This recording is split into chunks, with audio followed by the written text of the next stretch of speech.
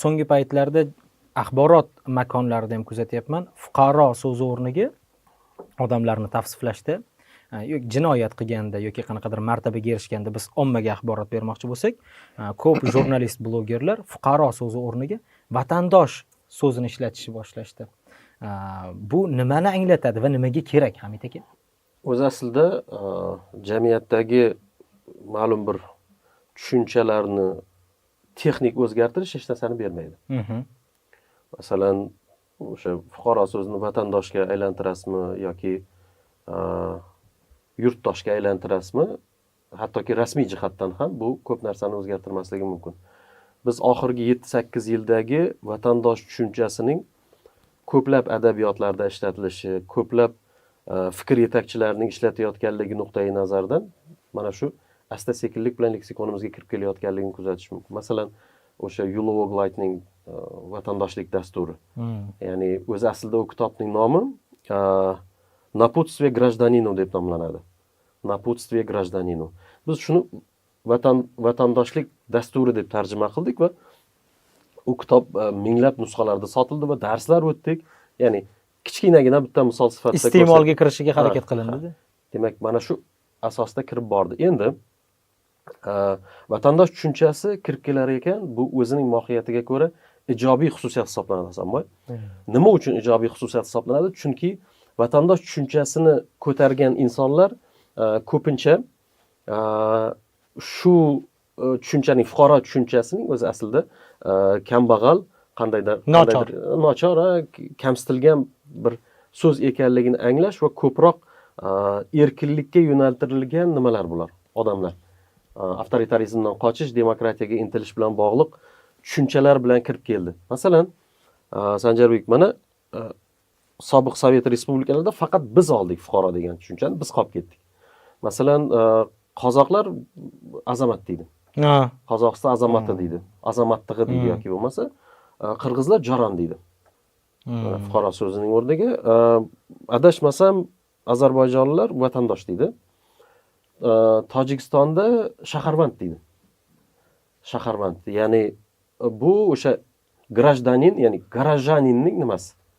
O'xshashi. Shahardosh degani o'zi grajdanin degani shahardosh yoki Yevropada burger deyishgan. Lekin shu joyda savol keladi, Hamid aka, bu vatandosh so'zini aynan o'sha chet elda yashayotgan fuqarolarimizga ham ko'p ishlatilinadi bu masalada. O'shaning uchun hozir bunaqa savol bor. O'zi o'zgardi degan masalada savol berdi. Ha, o'zi aslida ko'pchilik aytadiki, o'sha chet eldagi O'zbekiston fuqarolariga, O'zbekistonlik va u yoqda yashaydi. U yoqda yashaydiganlarga va bu masalada bahslar ko'p. Lekin bu aynan bugungi holatda ma'lum bir adabiyotlar orqali, ma'lum bir ehtiyojlar orqali kirib kelayotganlik ijobiy holat. Endi shu joyda mana fuqaro bizga individ maqomini beradi. Men to'g'ri tushunayotgan bo'lsam, kambag'al, nochorsiz, lekin alohida bir shaxs. Vatandoshda bu dosh qanaqadir bir daxldorlik ham bormi deb o'ylayapman-da. Qarang, masalan, fuqaro ommaning ichidagi bir odam deb. Fuqaro bu tepadan turib aytiladigan tushuncha. Ya'ni mana fuqarolar, kambag'allar yoki bo'lmasa faqirlar, faqir so'zining asosida yotadi. Vatandosh jamlovchi tushuncha. Umumiy. Jamlaninglar o'zi, masalan, mana azamat desangiz ham ulug'lovchi tushuncha yoki yoron desangiz ham o'zingizga teng keladigan tushuncha. Ya'ni yoron deyotgan payti, vatandosh deyotgan payti prezident ham vatandosh deydi-da. Tenglar ichida teng bo'ladi. Vatandosh deyapsizmi, o'zingizga tenglashtiryapsiz. Fuqaro deyapsizmi, o'zingizdan pastroq narsani nazarda tutayotgan bo'lasiz, falsafiy nuqtai nazardan. Ya'ni tushunchaning umuman anglanishi nuqtai nazardan. Keyin Sanjarbek, nima uchun o'sha fuqaro so'zining yoki mana nimada qayerdan kelib chiqqan bu tushuncha? Bu tushuncha respublika bilan bog'liq. Respublika boshqaruv shakli bilan bog'liq. Respublika boshqaruv shaklida fuqaro so'zi qo'llaniladi yoki bo'lmasa o'sha citizen tushunchasi qo'llaniladi. Citizen yoki politas deydi.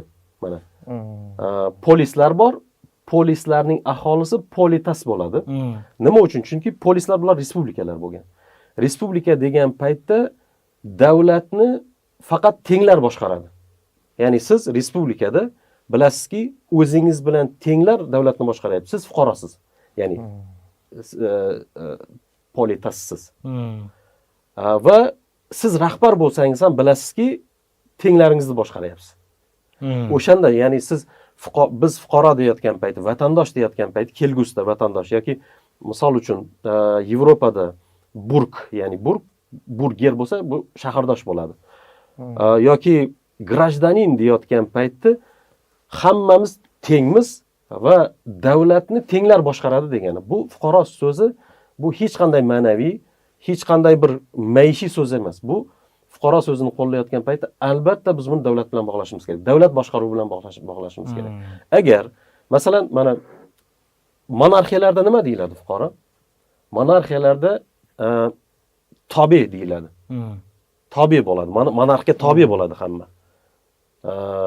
Ularda taba ham taba deyiladi. Masalan, monarxiyalarda mana nima Montesquieu taba so'zini ishlatadi. Poddanный. Despotiyalarda esa umuman fuqaro degan so'z yo'q. Chunki despotiyada hokimiyat faqat despotga tegishli. Shuning uchun despotik davlatlarda siz fuqarolarga fuqaro deysizmi, vatandosh deysizmi, o'zining mohiyatidan uzilgan bo'ladi. Masalan, Tojikistonda deylik, shaharvand deyotgan ekan, bu hech narsani anglatmaydi o'zi aslida.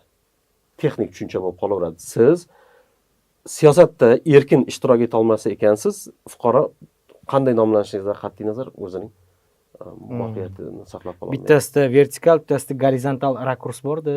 Ha, bittasida deylik respublikaning tabiatini ovoz kuchi tashkil qiladi. Masalan, respublikada odamlarning ovozi tan olinmasa, u respublika emas. Ovozi, ya'ni respublika sharoitida fuqaroni fuqaro qiladigan narsa uning ovozi. Ovozi bilan hamma bilan teng bo'ladi. Agar uning ovozini olib qo'yadigan bo'lsang, bo'ldi, u teng emas. Demak, u hech kimga teng emas. Aha. Montesquieu aytadi, tengligi bor deydi, faqat despotiyalar. Despotiyada hamma teng deydi, hayron qolasiz. Faqat despotning poshnasi ostida teng deydi. Shunaqa fikrni bildiradi. Ajoyib.